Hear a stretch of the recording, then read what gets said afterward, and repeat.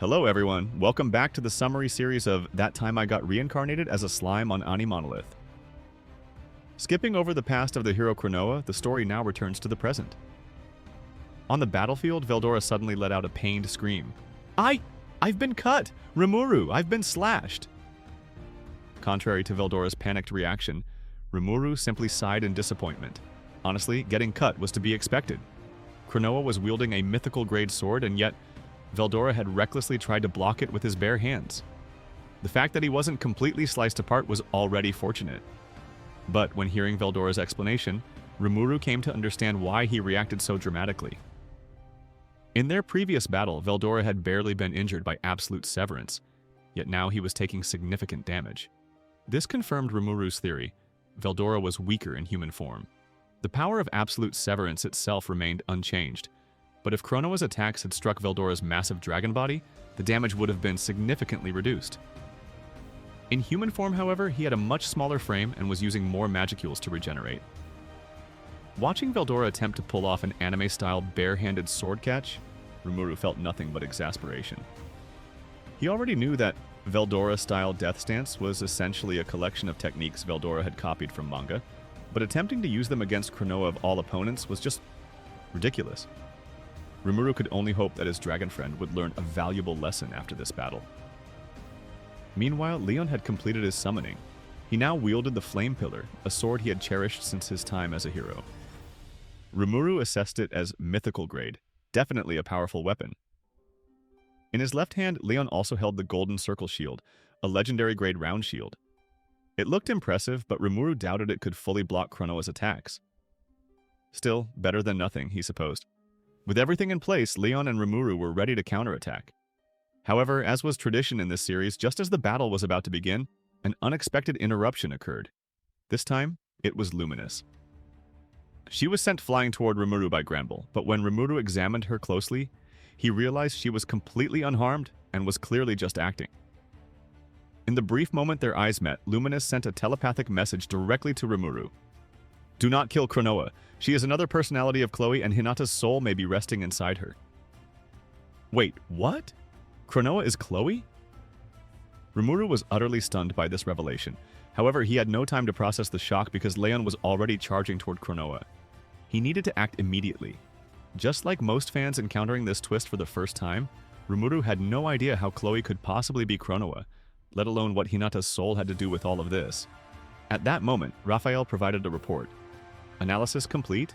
Individual Chloe Aubert likely traveled back in time and became Cronoa. Rimuru could hardly believe it. Chloe had only disappeared for a brief moment, and now she had reappeared as this? Thinking back to their encounter at the dwelling of the elementals, Rimuru recalled that the entity which entered Chloe back then had an immensely sinister aura. If time travel was truly involved, then something must have happened in the future to force Chloe into the past as Cronoa. No wonder Ramirez had been so panicked upon sensing that aura. But the biggest question remained. If Cronoa was Chloe, why didn't she recognize Rimuru? And why did Luminous claim that both Chloe and Hinata's souls were sleeping inside her? Raphael quickly provided an answer. Two versions of the same soul cannot exist in one timeline. As a result, one of them must vanish. In this case, young Chloe disappeared, and older Chloe, the one within Cronoa, should have awakened.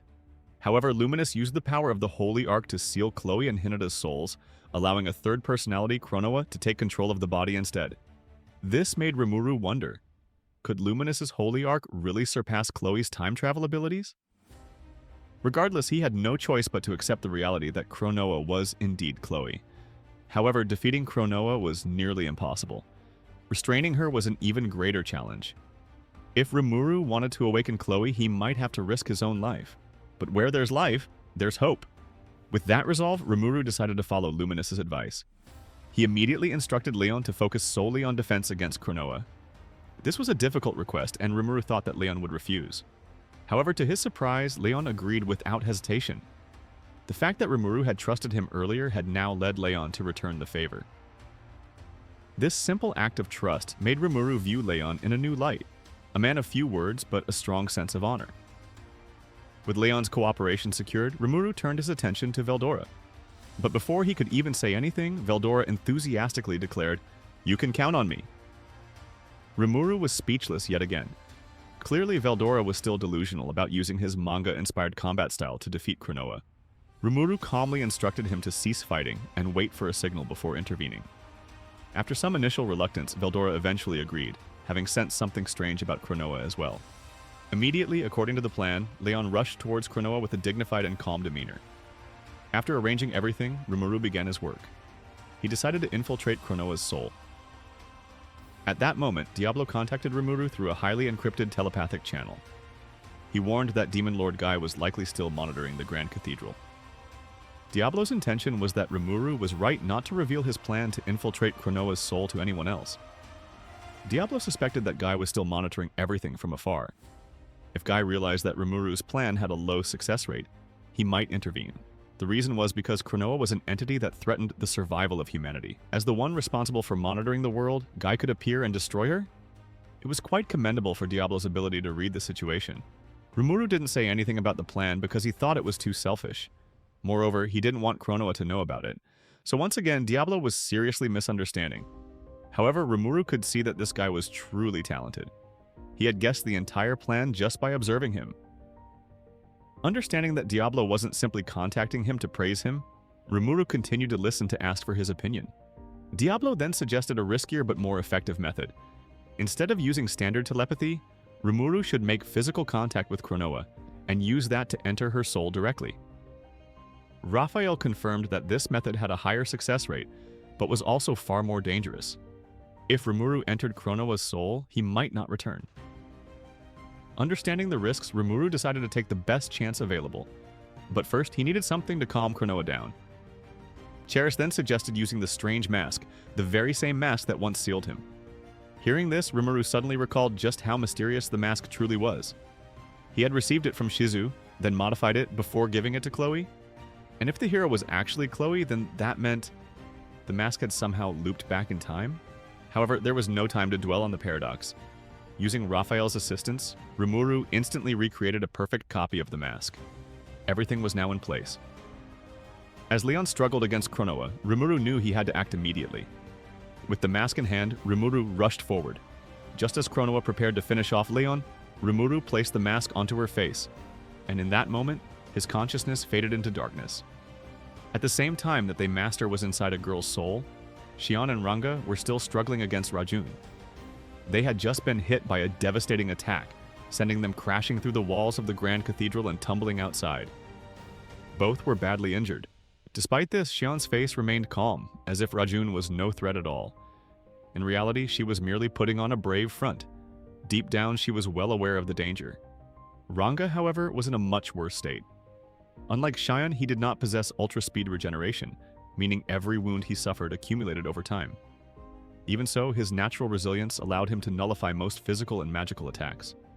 Furthermore, after Rimuru's ascension to Demon Lord, Ranga had gained the unique skill, Lord of Mage Wolves, which granted him superior instincts that allowed him to predict and evade almost all attacks. But despite his abilities, Ranga was growing exhausted. Meanwhile, Shion was also reaching her limit, whereas Razul remained completely unscathed. This demonstrated the vast gap in power between them. Seeing that Ranga was exhausted, Shion suggested that he step back and only attack upon her signal. Without waiting for his response, she gripped her Gorikimaru tightly and advanced toward Razul. Her stance was both elegant and powerful. "Magnificent! Very few demons can last this long against me," Razul praised. Shion, however, found no pride in his words. After all, she had yet to land a single meaningful blow on him. "I'll wipe that arrogance off your face!" she roared, charging forward and delivering a mighty swing. As expected, Razul remained still, raising his left arm to block the attack. A loud clang echoed as her blade clashed against his armor. As before, her weapon was deflected, failing to even scratch him. This was the greatest obstacle in their battle. Razul's exoskeleton was unbelievably tough, capable of repelling both physical and magical attacks. It was coated in a mysterious substance that made it nearly indestructible. After dodging Shion's strike, Razul launched a devastating counterattack. His punch carried enough force to shatter boulders and reduce a normal human to dust. However, Shion swiftly dodged and retaliated with another slash. Since becoming a commander, Shion's fighting style had evolved significantly. In the past, she had relied solely on brute force and her ultra-speed regeneration, recklessly tanking attacks without concern for injury. But through years of leading subordinates and training under Hakuryu, She had learned the importance of survival and strategy. She now understood that lasting just a little longer in battle could mean reinforcements arriving, or allowing others to escape. Yet, despite this newfound caution, she never abandoned her desire to win, especially if it meant earning Rimuru-sama's praise. Her relentless determination had slowly awakened a latent talent within her. No longer was she just relying on raw power, she was now honing her technique.